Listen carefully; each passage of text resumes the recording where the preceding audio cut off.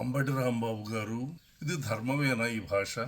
గొడ్ల కాపరి కూడా చాలా చక్కగా మాట్లాడతాడే. ఏమిటండి మీ చదువు, సంస్కారం? ఇదేనా మీ నాయకుడు మీకు నేర్పించింది? ఇదేనా మీరు చేస్తున్న పని? బూతులు తిట్టేస్తే ఊరుకుంటారా ప్రజలు? ఏం భాష అండి ఇది? కడుపు రగిలిపోతాం. చంద్రబాబు నాయుడు గారంటే ఒక శక్తి.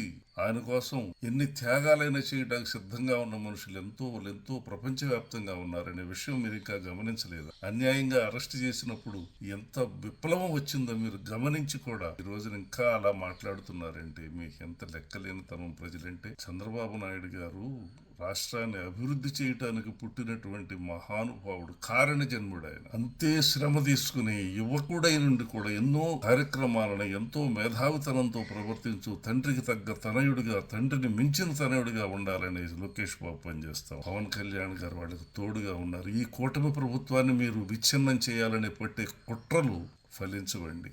ప్రజలు చాలా తెలివిగా ఉన్నారు. అభివృద్ధి ఫలాలని, సంక్షేమ ఫలాలని అన్నింటినీ కూడా ఆస్వాదిస్తా ఉన్నారు. మీరు ఏం చేశారని చెప్పుకోవడానికి ఏం మిగిలిందని మీరు ఇలా మాట్లాడుతారు. అన్ని దుర్మార్గ పనులు చేసి వాటిని బయటకు తీసుకొస్తే ఎలా బూతులతో ఇష్టం వచ్చినట్టు మాట్లాడటంతో పరిష్కారం అవుతాయా? కాదు. పాపానికి ప్రాయశ్చిత్తం జరగాల్సిందే, జరుగుతుంది.